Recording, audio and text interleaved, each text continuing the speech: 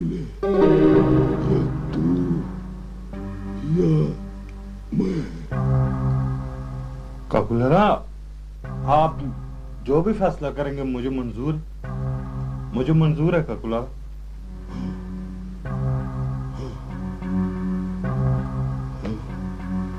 ठीक है,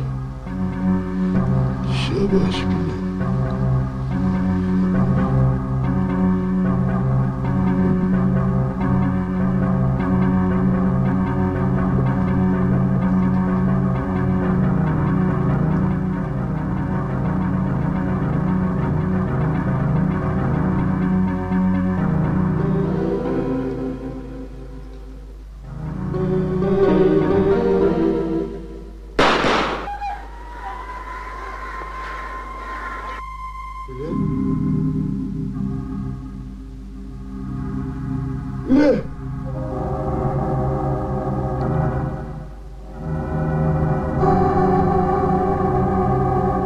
आप ऐसे जख्मी थे तो मुझे खबर तो की होती।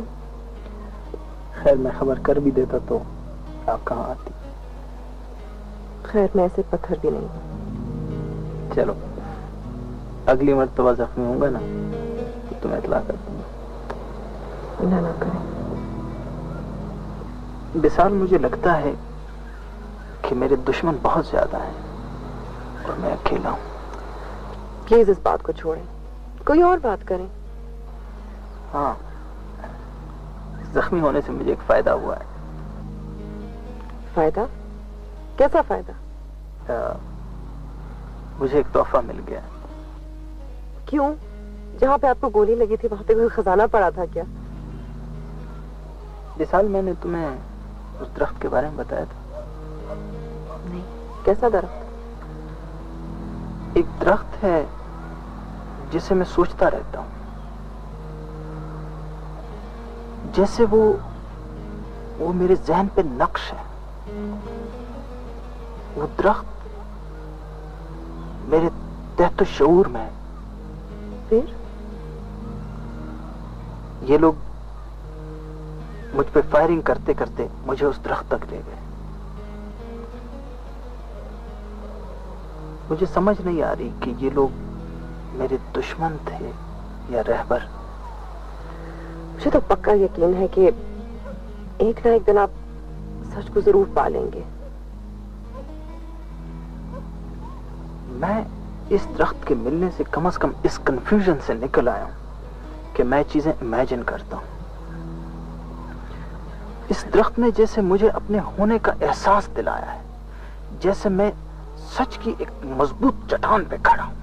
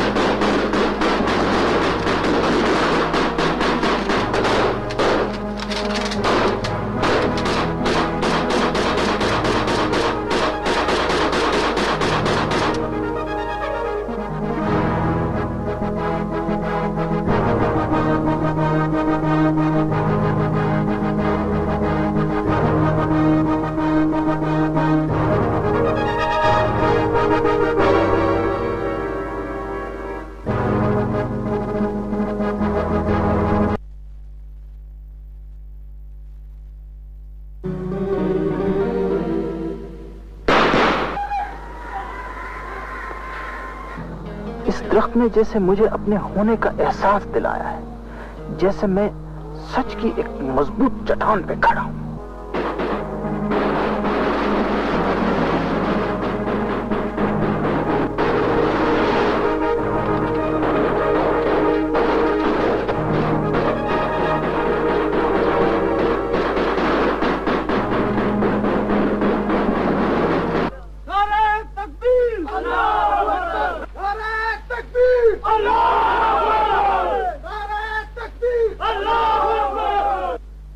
जी बस जो कुछ भी है अभी आपके सामने ही है। लो बेटे, ये है मेरी बहन, ये समीना मेरी बेटी है, और ये बेटी रोमीना, और ये मेरी बच्ची सफिया है। माशाअल्लाह। हाजी साहब, आपकी यही 3 बेटियां हैं? नहीं, मेरी एक बेटी और है, अमीना। दरअसल मैं उसी की बात तय करनी चाहता हूँ। हाँ हाँ, क्यों नहीं? अमीना अपनी तालीम मुकम्मल कर चुकी है, जबकि समीना अभी पढ़ रही है। सफिया बेटी, आपने कहाँ तक पढ़ा है? मैं नहीं पढ़ी। मैं समझ गई। हाजी साहब ने आपको सिर्फ दीनी तालीम दी है, और क्यों ना देते, आखिर आप बेटी किसकी हैं? बहन, मेरा ख्याल है अमीना को भुलवा लें। ठीक है, जाओ सफिया, बहन को ले आओ। आप लोग लेना कुछ। आप ले बिस्किट लेना बहन। शुक्रिया भाई साहब, हम लोग घर से चाय पी कर आए थे। बहन, आप कुछ तो लीजिए, आप ऐसे बैठे लीजिए ना बहन जी, चाय। अच्छा बेटी,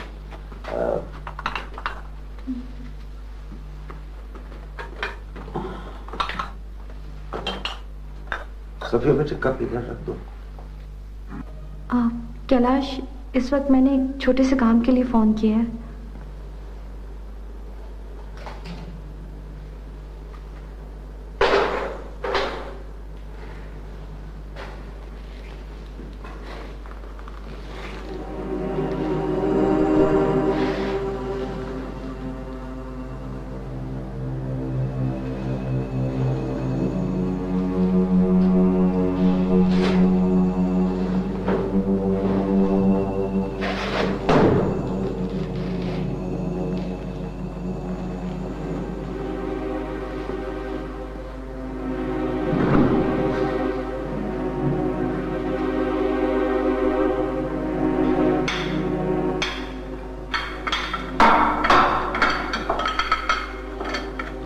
तुम्हारे हाथ क्यों कांप रहे हैं?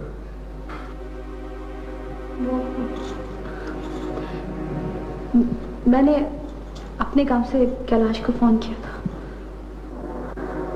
मेरी बात क्यों नहीं सुन रही? मेरी बात क्यों नहीं सुन रही? बात क्यों नहीं सुन रही तुम? बात क्यों नहीं सुन रही तुम? मेरी बात क्यों नहीं सुन रही तुम?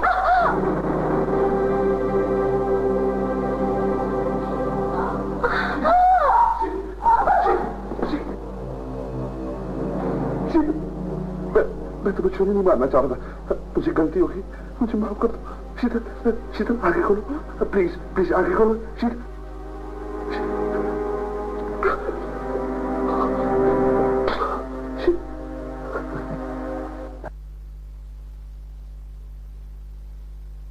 और अपने खामिन की आंख का तारा होगी। जब उसका खामिन उसको समझ लेगा तो वो सफिया की दर्द भरी कहानी भी समझ लेगा।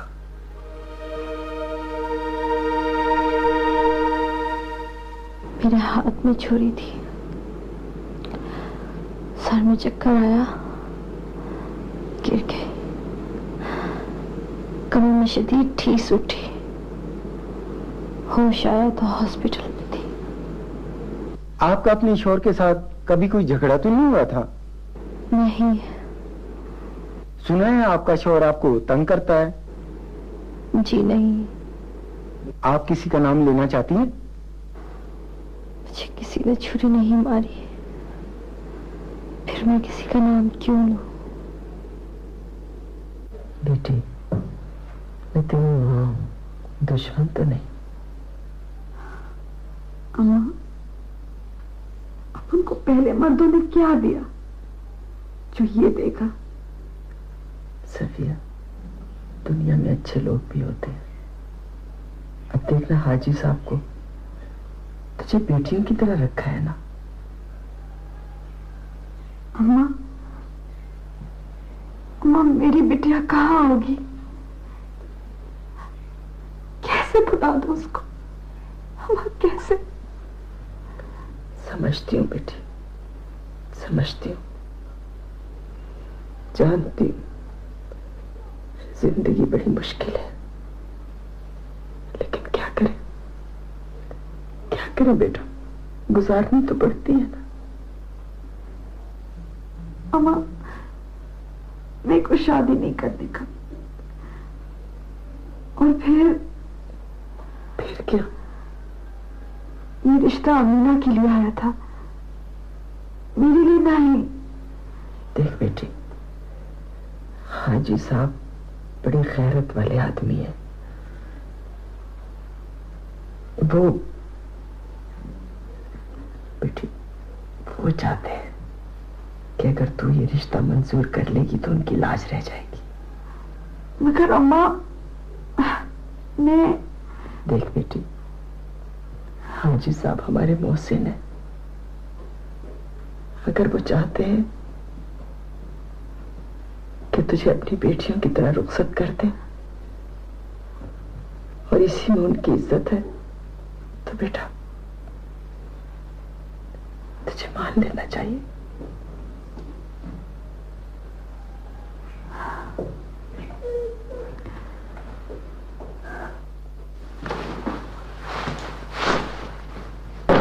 कैलाश, जी अम्मी। बहुत जल्दी है तुम्हें? हाँ, मुझे बताना मुनासिब समझोगे? मैं कहीं जा रहा हूँ। रात को वापस आ जाओगे? अम्मी प्लीज तंज मत किया करो। जाना कहाँ है? मुझे किसी ने एक खोजी का पता दिया है, उसके पास जा रहा हूँ। खोजी? वो किस लिए?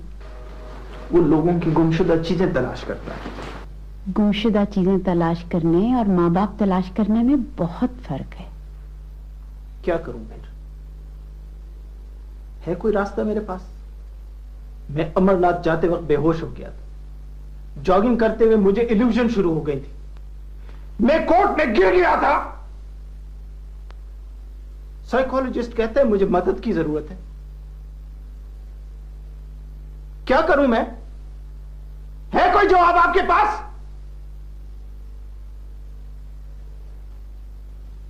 सफिया के अब्बा,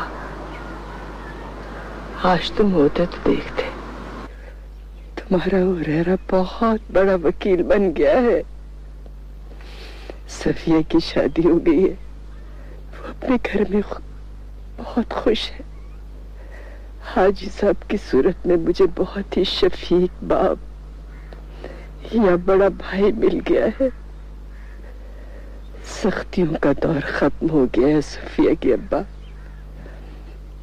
मुश्किलें सारी खत्म हो गई हैं। ऐसा लगता है रात गुजर गई है, अब सुबह होने वाली है।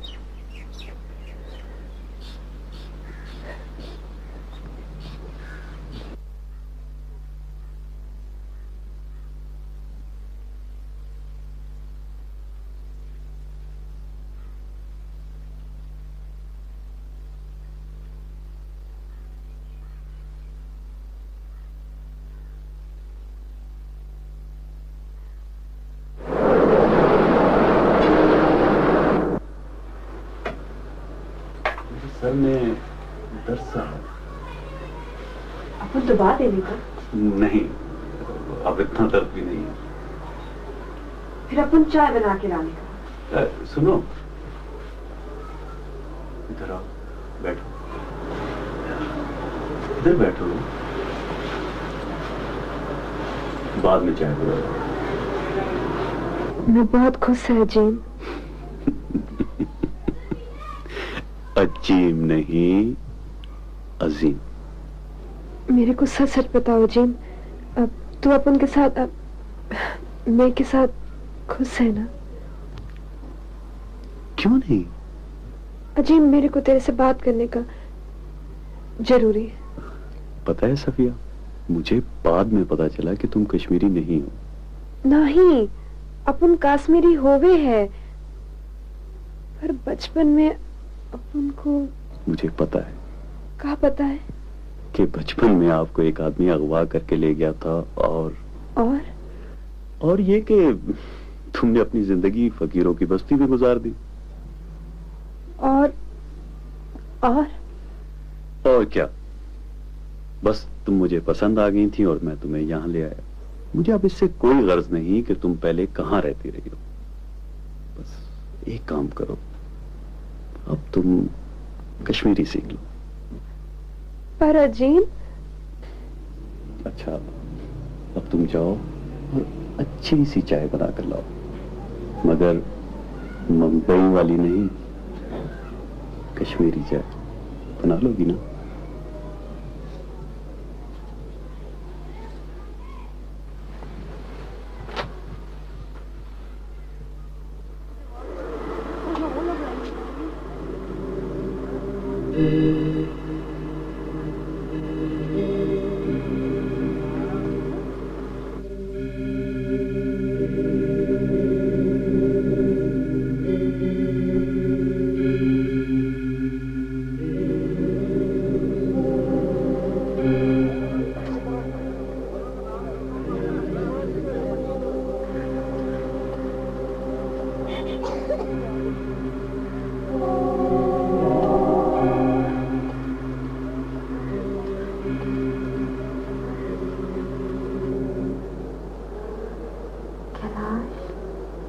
जी शीतल।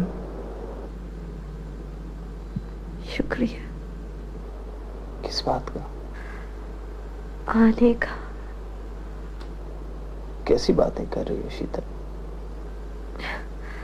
नहीं कैलाश, क्या पता चलता है? किस चीज का?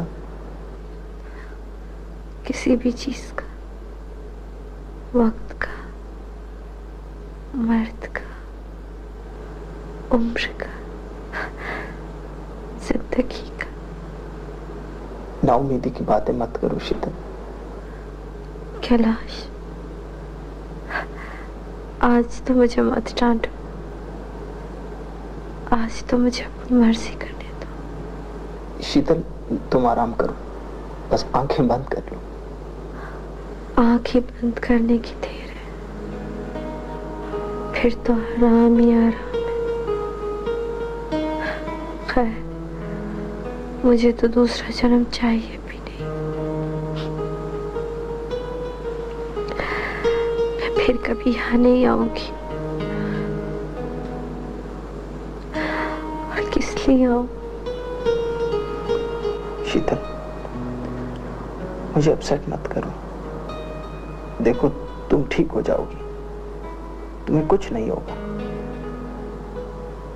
मैं तुम्हें कालिदास के अजाब से निकाल लूंगा।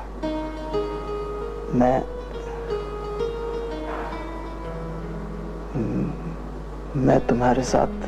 प्लीज बोलो कैलाश। मैं तुम्हारे साथ शादी कर लोगे? हाँ। सच?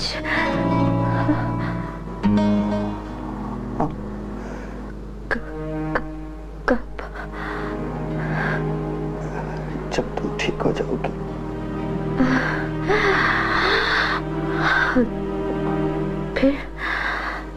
फिर तो मैं आज ही ठीक हो जाती हूँ। बोलो, आज ही शादी करोगे ना मुझसे? शीतल, मैं किसी डॉक्टर को बुला लेता हूँ।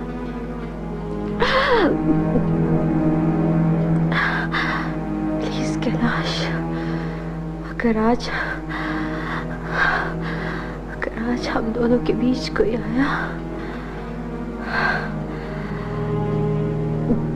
तो मैं तुम्हें कभी माफ नहीं करूंगी। शीतल, तुम्हारी तबीयत बहुत खराब। नहीं, वो बात करो शादी वाली। कैलाश, तुमने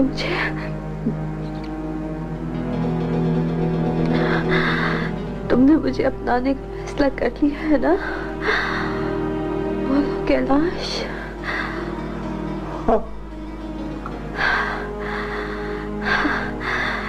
ऐसे थोड़ी हाँ करते।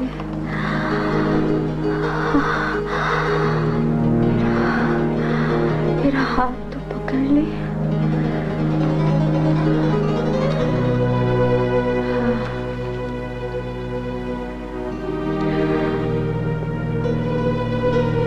तुम मेरे हो ना? हाँ?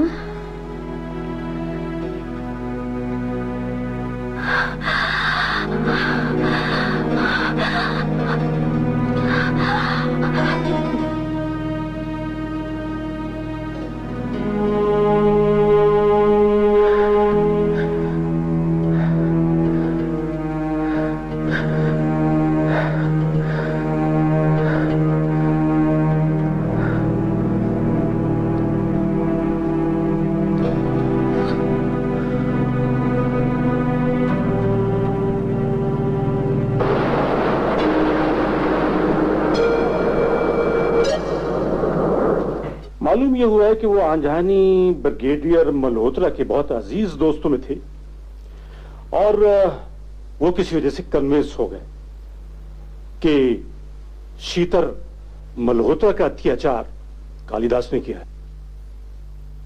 ये सब उसी बैरिस्टर का किया धरा है sir. Barrister Kailash Agarwal? Yes sir. अगर वो हिंदू ना होता तो हम उसका भी बंदोबस्त कर लेते।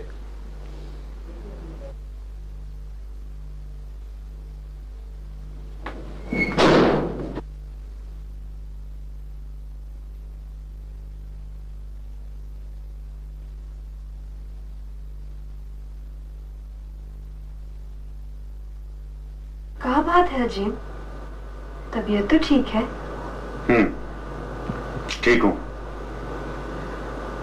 नाराज है क्या? नहीं। अच्छा, बाहर किसी से लड़के आया है? बताया ना नहीं। कोई बात तो जरूर है। मुझे झूठ से और झूठ बोलने वाले आदमी से सब नफरत है। कौन झूठ बोले? ज्यादा बनने की जरूरत नहीं। मुझे मालूम हो गया कि तुमने अपने पिछले शौहर को कत्ल किया था। यही तो आपको तेरे को बताना चाहती, पर तो आप उनकी सुना ही नहीं। और यह भी बताना चाहती थी कि तुमने अपनी बेटी को बेच डाला था। कब बोला तू? खबरदार था कि तू ऐसे बोला मुझको। अच्छा, अब तुम मुझे खबरदार भी करोगी। कान खोलकर सुन लो। वो होगा कोई मुंबई का बेबस बेकस। मुझसे ज्यादा बात करने की कोशिश की तो हमको घर से निकाल देगा ना? हाँ, घर से निकाल दूंगा। ठीक है अजीम, और अल्लाह कसम मैं अपन की रानी बिटिया को ना ही बेचा तो अपन को ना ही रखना तो ना चाहिए, पर अपन को इतना बड़ा इल्जाम ना दे अजीम, इतना बड़ा इल्जाम ना दे।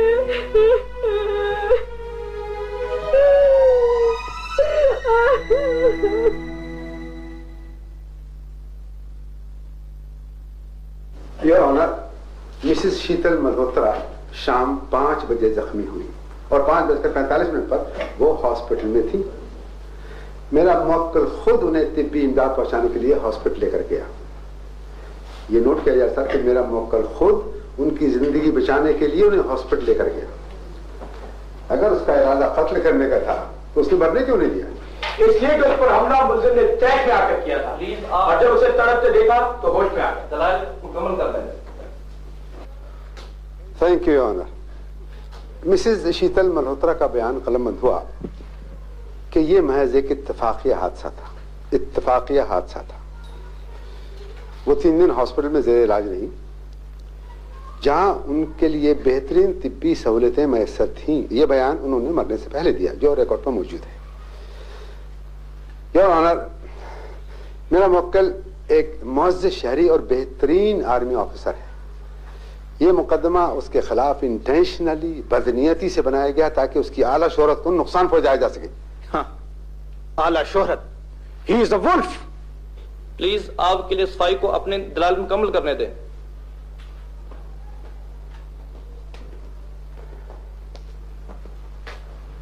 योर ऑनर, इस वाकये का कोई ऐनी शाहिद मौजूद नहीं और ना ही पुलिस आला कत्ल बरामद कर सकी है। मेरे मुवक्किल के खिलाफ तमाम कहानी बनाई गई है जिसका हकीकत से कोई ताल्लुक नहीं।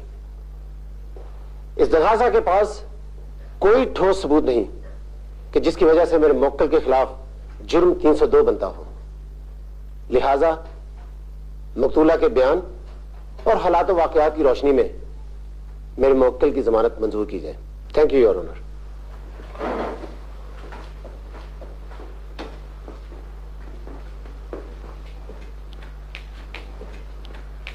जज साहब, मुल्जिम इससे पहले भी अपनी मकतूला बीवी पर हमला आवर हो चुका है, जिससे वो जख्मी भी हुई थी और हॉस्पिटलाइज भी हो चुकी हैं। इन तमाम बातों का सबूत आपके फाइल पर मौजूद है। वो मुल्जिम को छोड़कर एक मर्तबा अपने मैके भी जा चुकी है, जिससे साबित होता है कि मुल्जिम और मकतूला के दरमियान घरेलू झगड़े हमेशा रहे। योर ऑनर, मुल्जिम के जराइम की लिस्ट बड़ी तवील है। ये दीगर इंसानों पर भी कातिलाना हमले कर चुके हैं, जिसका एक ऐनी शाहिद मैं खुद हूं। सर, 12 अप्रैल 1998 को कर्फ्यू के दौरान मुल्जिम ने एक गैर मुसल्लह शख्स को कत्ल किया, जिसके लिए मैंने प्रेस कॉन्फ्रेंस का ऐलान किया, जिसकी कटिंग आपके इस फाइल में मौजूद है। लेकिन प्रेस कॉन्फ्रेंस से एक दिन कबल मुझे आर्मी ने अरेस्ट किया और मुझे कर्नल साहब के सामने पेश किया। कर्नल साहब ने मुझे ऐसी धमकी दी जिसकी वजह से मुझे प्रेस कॉन्फ्रेंस मुअख्खर करना पड़ा। Thank you very much sir.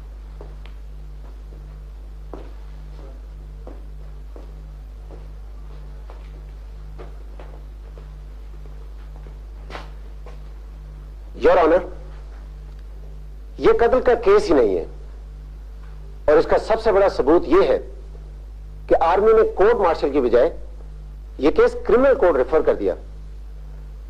आपको मालूम है कि आर्मी इस वक्त कश्मीर में कोई भी स्कैंडल अफोर्ड नहीं कर सकती। मेजर कालिदास आर्मी के बेहतरीन अफसरों में शुमार होते हैं और फिर भी आर्मी यह केस क्रिमिनल कोर्ट को देने पर रजामंद हो गई, इसलिए कि उनको यकीन है कि उनके अफसर के खिलाफ कुछ नहीं होगा, इसलिए कि इस केस में सिरे से कुछ है ही नहीं। That's all your honour.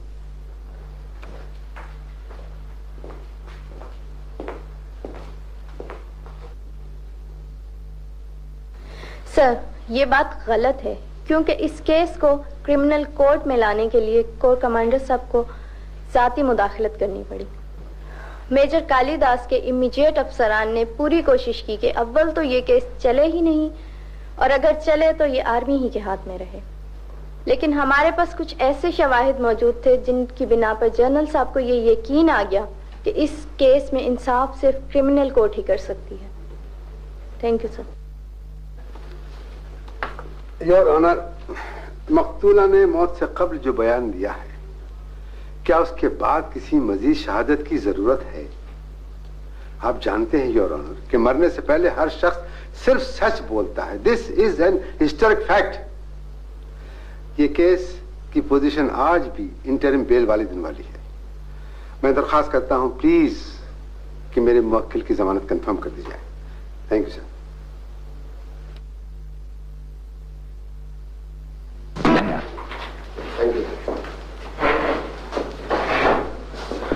Sir, dying declaration की बेसिस पे इस केस को कमजोर ना समझा जाए, इसलिए कि डाइंग डिक्लेरेशन ना तो अदालत में होती है और ना ही उस पे कोई जिरह की जाती है। प्लीज सर, ये मुल्जिम एक इंतहाई खतरनाक और जालिम शख्स है, इसकी जमानत किसी तौर भी कंफर्म ना की जाए। That's all your honour. Thank you sir.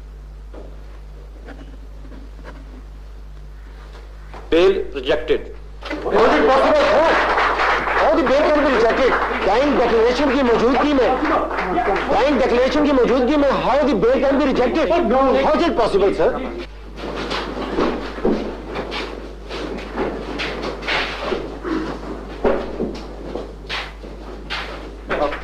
जिसे समझा शम्मा ने बेवफा वो चला के बात न जाए रे जाए।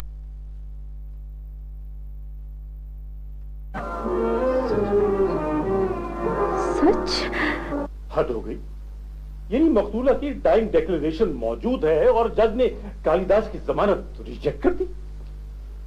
सर मैं इसलिए कहता था कि जज कोई आर्मी का बंदा होना चाहिए। लेकिन हमारा ख्याल था कि जज चाहे कश्मीरियों का कितना ही हिमायती क्यों ना हो, डाइंग डिक्लेरेशन पर आंखें बंद नहीं करेगा। सर अब एक ही हरबा है कि जज बदल दिया जाए। मैंने जनरल साहब से कहा है कि वो कोर कमांडर साहब से बात कर ले। ऐसा ही थोड़ा होगा। सिर्फ बात करने से कुछ नहीं होगा सर। नहीं, मैं कर रहा हूं, कुछ ना कुछ तो जरूर होगा। Please sir. आप ना जाए। फिर क्या अगर अब उनको ना ही मालूम। याद रखो सफिया, किसी की इज्जत और खिदमत करने से इंसान के अंदर का शैतान कमजोर और इंसान मजबूत होता है। दूसरों की इज्जत और खिदमत में ही अपनी तकमील होती है। तकब्बुर टूट जाता है, तकब्बुर खात्मा मिल जाता है बेटे।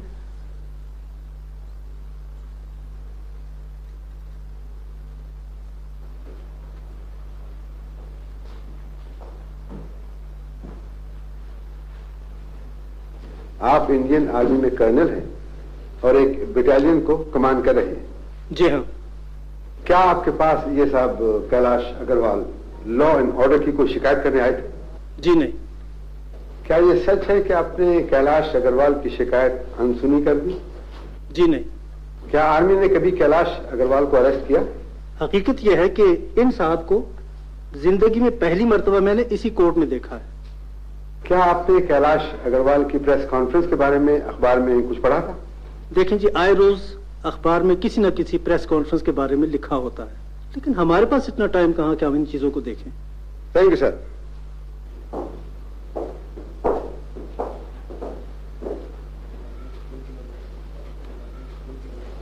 आप कितने अरसे से बतौर कर्नल कश्मीर में तैनात हैं? 2 साल हो गए। क्या यह सच है कि आर्मी एक डिवीजन के तौर पर एक जनरल के अंडर काम करती है? जी हाँ। क्या हर बटालियन का एक कर्नल इंचार्ज भी होता है? जी हाँ बिल्कुल। क्या यह सही है कि मुलजिम कालिदास जम्वाल कभी कभी अपनी डिस्क्रिप्शन पे भी काम कर जाता है? आर्मी में एक हिरार्की होती है और तमाम काम एक ऑर्डर के तहत होते हैं। मेजर कालिदास ने कोई भी काम अपनी डिस्क्रिप्शन पे नहीं किया। सर, ये कैसे हो सकता है कि एक शख्स इसके कहने पर कत्ल गारत करता हो और वो इसका मंजूर नजर ना हो? क्या ये आज इस भरी अदालत में ये कह सकता है कि ये कर्नल मेजर कालिदास का तमाम के तमाम जराइम में बराबर का शरीक है? That's all your honour. Thank you. अब के मेरे बच्चे जल्दबाजी न करना। ठीक। अब की अगर इसने अजीम के साथ बदतमीजी की ना भाई साहब, तो मैं इससे नाराज हो जाऊंगी। यानी मेरी बेटी को आप मेरे सामने ही डांट रही हैं? भाई साहब, सभी कुछ आपका दिया हुआ है। मेरी बेटी, लोग क्या कहेंगे कि हाजी अल्ताफ की बेटी बार बार घर क्यों आ रही है? फिर ना ही करूं। अल्लाह आपको खुश रखे बेटा। चलो बच्चे, देर हो रही। जा मेरी प्यारी बेटी, अल्लाह करे तू जब भी यहाँ आए खुशी खुशी आए, खुशी खुशी आए। या अल्लाह से आबाद, या अल्लाह इस बच्चे को खुशियां दे, या अल्लाह से आबाद। आपने इन साहब को कभी देखा? जी हाँ। कहाँ देखा? मैं आगरा में इंस्पेक्टर पुलिस हूँ। ये मेरे पास एक मर्तबा आए थे। किस लिए? इन्होंने कहा था कि स्टेडियम में कत्ल हुआ है और वहां पर एक लाश पड़ी है। तो आपने क्या किया? मैं कुछ सिपाहियों को लेकर मौका पर गया। वहां क्या देखा? वहां पर कोई लाश नहीं थी। और इन्होंने कहा था कि एक शख्स ने इनके मुंह पर खून मारा है। तो इसके मुंह पर खून कैसा था? ना ही इनके मुंह पर खून था और ना ही मौका पर खून मौजूद था। That's all, Your Honor. वकील इस्तगासा। मैं इन पे कोई जिरह नहीं करना चाहता। Thank you sir.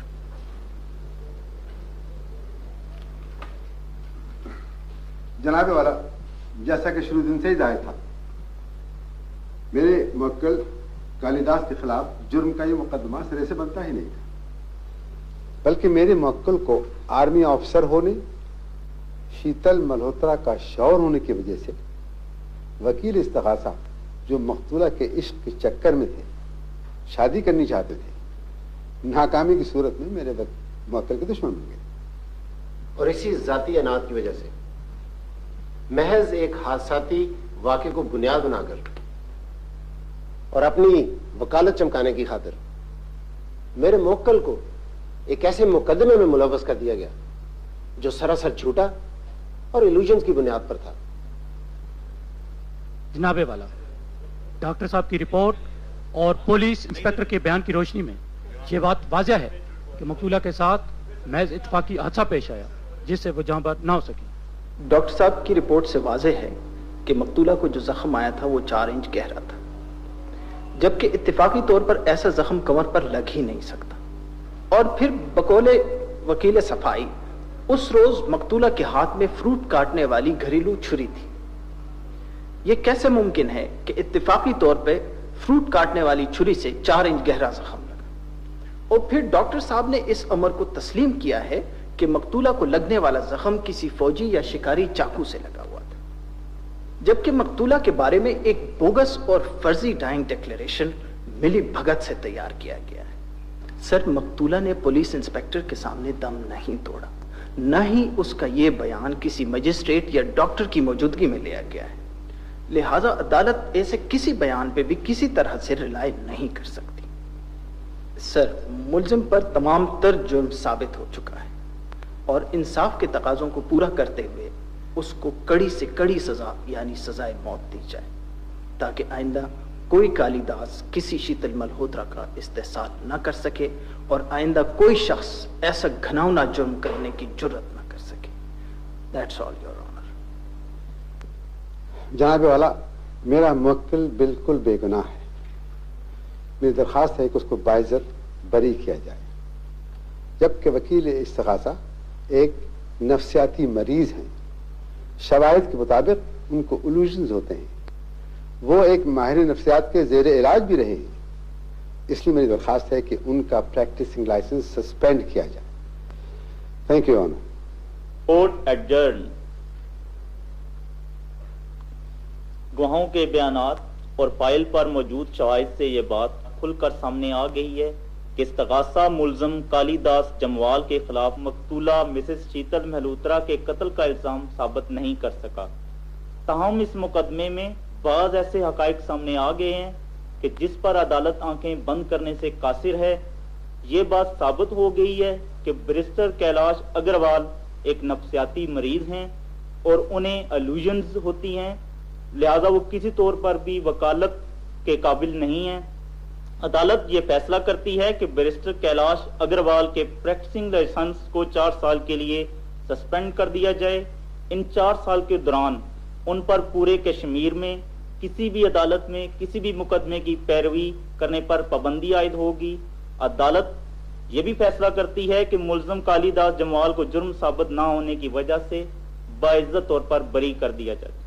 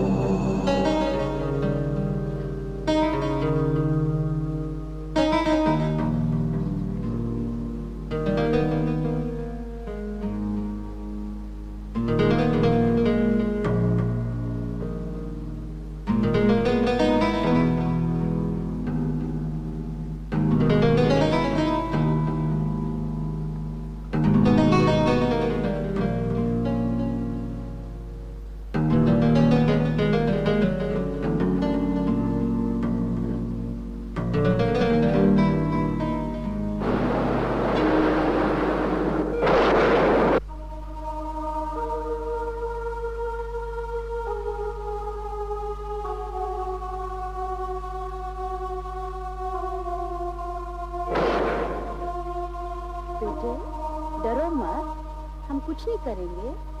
अपना नाम बताओ।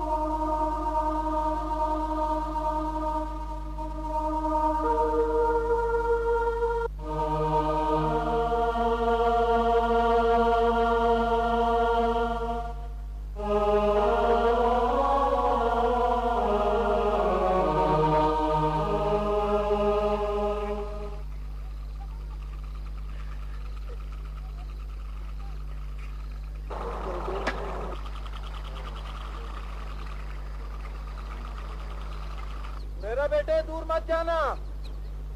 बाबा ये क्या, इतने सारे परिंदे कहाँ जा रहे हैं? बेटे ये अपने घोंसलों में जा रहे हैं।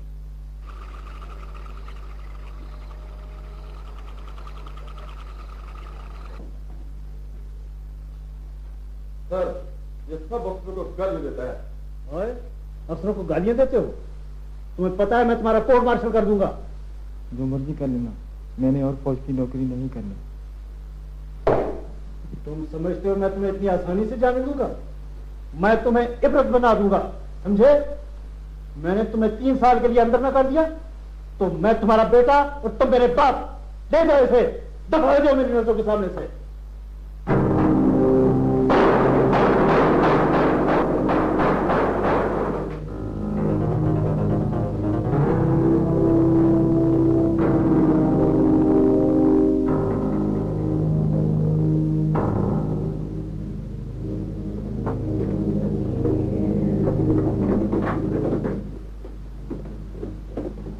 क्या किया इसने? सर इसने कर्नल साहब को मार दिया है। चल ना,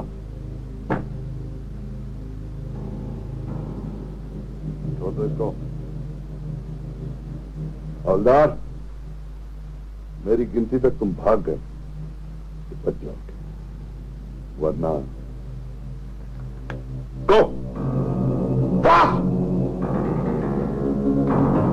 बकर बकर बम्बा पाओ, 80 90 पूरा 100 100 का लूटा तीतर मोटा। चल बदारी।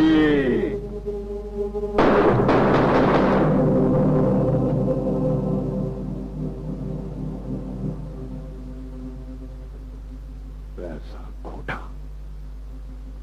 लेकिन सर वो वजीर पैकेजी वो कर्नल साहब से बात करना चाहता। सूबेदार लेके गया, उसने गार्ड से बंदूक छीनी, 3 अफसरों को मार दिया, बाद में उसने अपने आप को गोली मारी। सर नो सर, छुट्टी का कोई मसला नहीं sir. Right sir, welcome sir, thank you.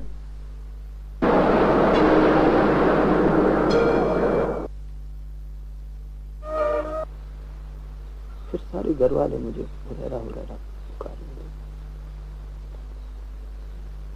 उस दिन मैं अपने बाबा के साथ खेत पे गया। शाम हुई तो हम खेत से वापस आने लगे। हमारे घर के सामने एक कच्चा रोड था। रोड की दूसरी तरफ मेरी अम्मी हमारा इंतजार कर रही थी। मैंने अम्मी को देखा तो मैं अम्मी की तरफ दौड़ पड़ा।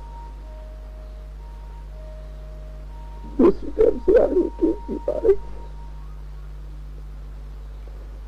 वो मुझे बचाते हुए सड़क से नीचे गिर गई।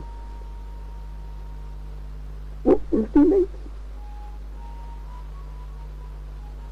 फिर उसे एक फौजी उतरा, उसने मेरे बाबा को गुस्से करने शुरू कर दी।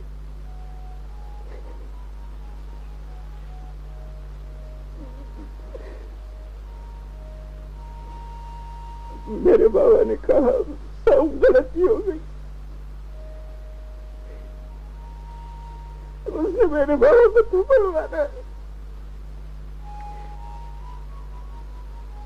मैंने देखा कि उसने मेरे बाबा को थप्पड़ मारा तो मैंने जाके उसके पांव पे काटा। उसने मुझे एक लात मार के दूर से। मेरी अम्मी आई और उसको लकड़ी की डोरी से मारा। उसने मेरी अम्मी को भी दूर फेंक दिया।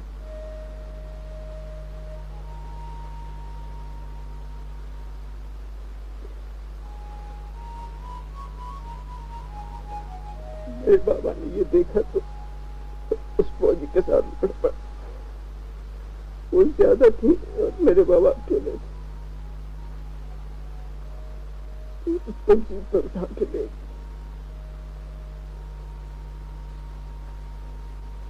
दूसरे दिन मेरे बाबा की लाश मिली। रात को मुझे डर लगने लगा।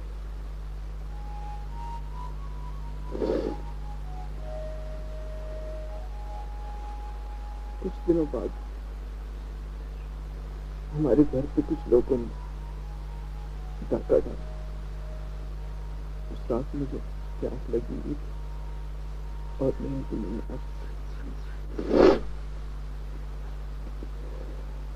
मैं पानी पीने के लिए बाहर निकला तो मैंने छत पे उन लोगों को देखा। मैं डर के मारे तंदूर में छुप गया। लोग हमारे घर के अंदर आए और सारे मर्दों को मार गए। मेरे दादा को भी मारा, मेरे चचा को भी मारा, इन बच्चों को भी नहीं छोड़ा। तो मेरी माँ और बहनों को लेके चले गए। दूसरे दिन मुझे भूख लगी तो मैं रोटी देने के लिए तंदूर से बाहर निकला। रोटी मुझे मिल गई मगर मैं खा नहीं सका। वो रोटी मैं सारा दिन अपने हाथ में लेके बैठा रहा।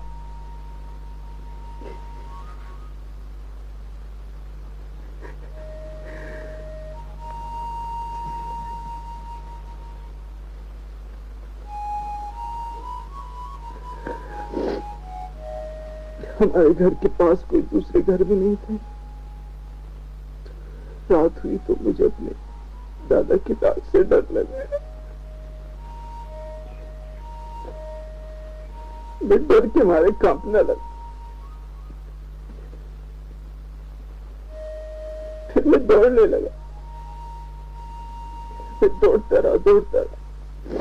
मैं सारी रात दौड़ता रहा। मैं खंडर में पहुंच गया। वह पता नहीं कैसे मैं सो गया।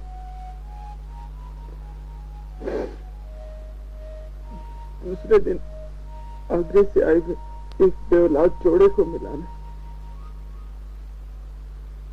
तब तक मैं अपनी यादाश्त खो गया था। मुझे अपनी माँ की शक्ल याद नहीं है। मुझे किसी की भी शक्ल याद नहीं है।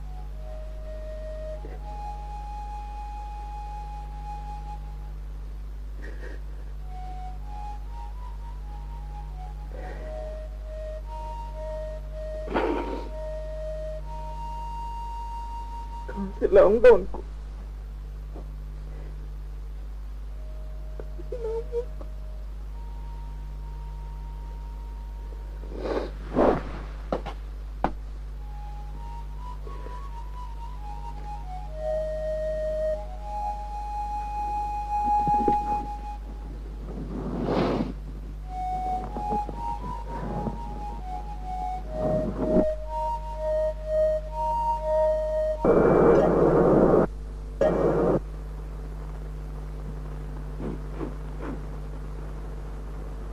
इब्राहिम भाई, सब्र से काम लें, सब कुछ ठीक हो जाएगा। बस मैं किसी तरह अपने बच्चों के पास जाना चाहता हूँ। मैं आर्मी में किसी से पता कर लेता हूँ कि आखिर उनके इरादे क्या है। आप आर्मी वालों से बात ना करें, कि ना आपके लिए कोई मसला हो जाए। आप चंद दिन यहाँ रहें, बस ये ख्याल रखें कि किसी की नजर ना पड़े। खैर साहब, आप बहुत अच्छे आदमी, लेकिन आपको मालूम नहीं कि आर्मी वालों को किसी के अच्छे होने से या बुरे होने से कोई गरज नहीं। वो जिसको एक बार टारगेट बना लेते हैं तो उसे उनसे कोई नहीं बचा सकता। इब्राहिम भाई, नाउमीदी की बातें नहीं करते।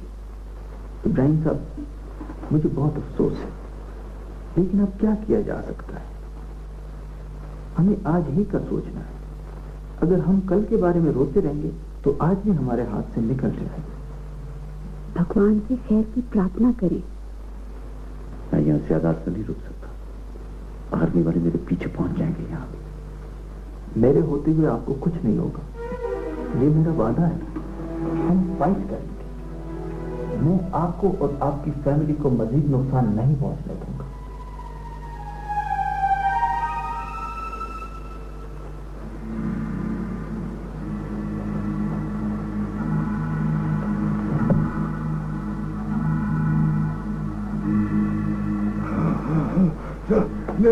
बुला ला।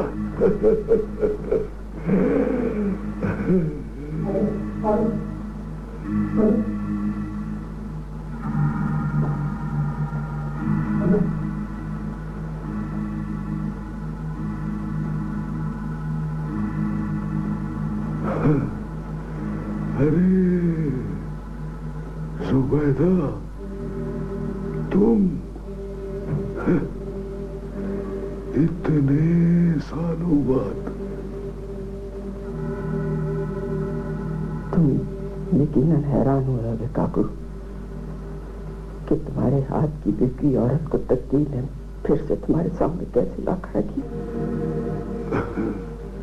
भाई जुबैदा, सच्ची बात तो ये है कि हमें पता था कि तुम अपनी बेटी को लेकर वापस कश्मीर आ चुकी हो, लेकिन हमने फैसला किया कि तुम्हें जीने दिया जाए। फिर उसके बाद तुम्हारा बेटा आ गया है। हमने फैसला किया कि उसे भी जीने दिया जाए। हाँ काकू, तुम्हारे तकब्बुर में और भी इजाफा हो गया है। अब तुम लोगों में जिंदगी और मौत भी बांटने लगे हो। तुम्हें खुदा से डर नहीं लगता?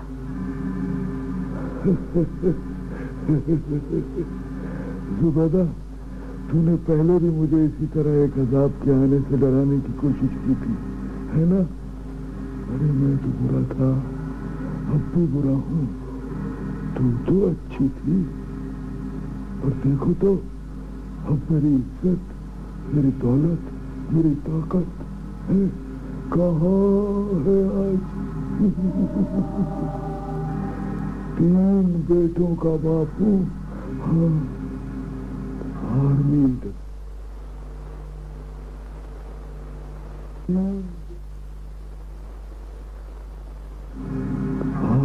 डरती है मुझसे, है? अवाम डरते हैं, चीफ मिनिस्टर साहब डरते हैं मुझसे, है? हुकूमत डरती है। और मुजाहिदीन का तो मैंने सफाया कर दिया, मुझ पर तो कोई कहर नहीं टूटा ना। और तू अपने आप को देख, है? तेरी पाकीज़ा सोच ने तेरी जिंदगी को कितना गर्मनाक बना दिया है। अरे लोगों को इबरत मुझसे नहीं, तुझसे लेनी चाहिए, तुझसे। काकू, काश कि तुम अपने अंदर के इंसान की सड़ी हुई लाश को देख सकते, लेकिन ये सच है कभी कभी अंधा होना भी खुदा की नेमत होती है। रुबैदा, तू पहले की तरह अकल की बातें करती है। काको, तुम्हारे जुल्म की आखिर कब होगी? खुदा जुबैदा, हम तुम्हारे बेटे से कोई दुश्मनी नहीं करना चाहते थे, हैं? लेकिन वो बराबर हमारे काम में दीवार बनता रहा। काकू, अगर मैं इतनी मजबूर इंसान ना होती जितनी कि आज हूं, तो मेरा शायद भी कभी तुम्हारे करीब चला गुजरता। तुमने एक फरिश्ते को कैद कर रखा है, उसे जाने दो। लो, और सुनो,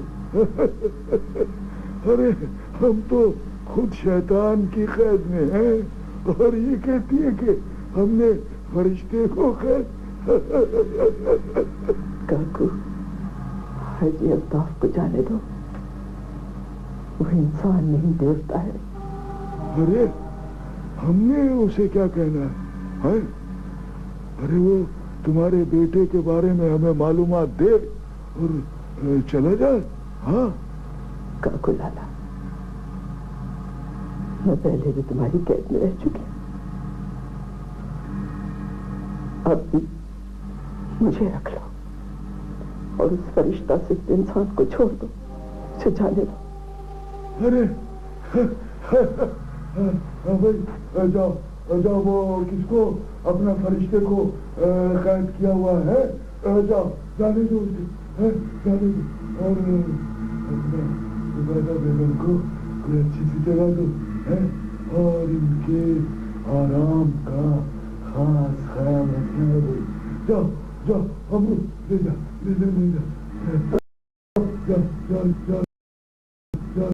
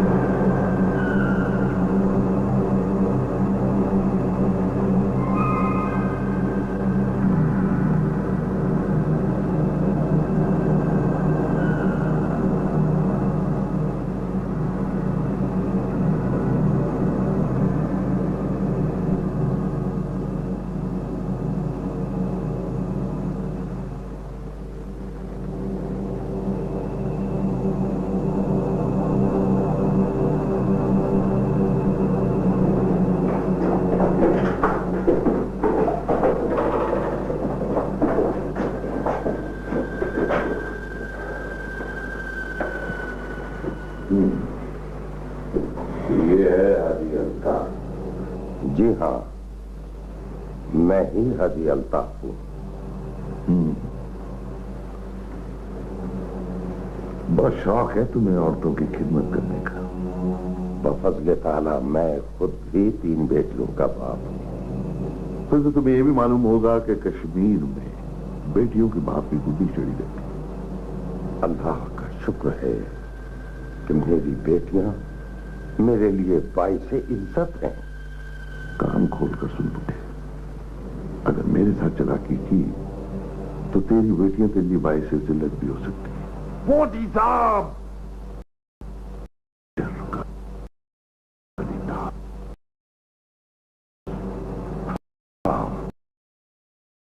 आप जो भी हैं, अभी मुझे तो ये भी नहीं पता कि ये फौजी बटन कौन कितने लगाता है।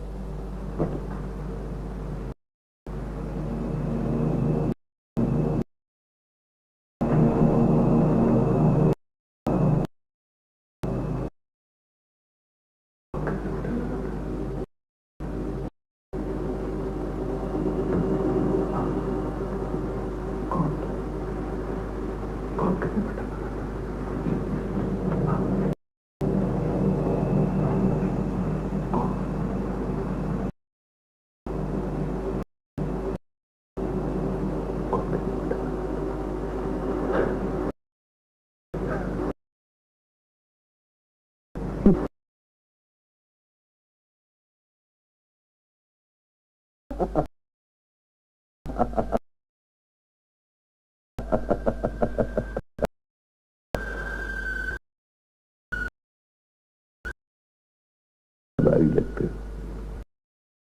और आप कौन हैं? दोबारा तुमने ये सवाल किया तो तुम्हारी जबान को नीचे खींच दूंगा। मेरे वतन की मट्टी पे खड़े होकर मेरी उम्र के शख्स की ये इज्जत, यकीनन ये तुम्हारी वर्दी का तोहफा है। ओहो, वतन की मट्टी। ओह, मेरे वतन की मट्टी। मैं तो भूल गया था कि मैं तुम्हारे वतन की मट्टी पे खड़ा हूं। सुन बुड्ढे, ये कश्मीर है, इसकी मट्टी तो क्या आकाश भी कालिदास का है।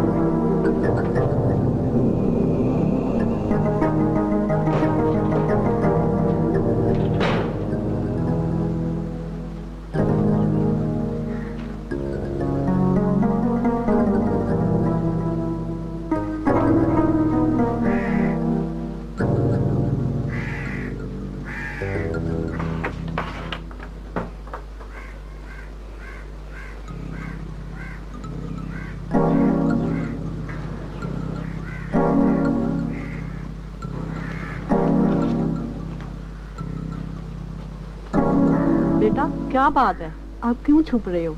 मेरे पीछे आर्मी मेरे पीछे लगी हुई है।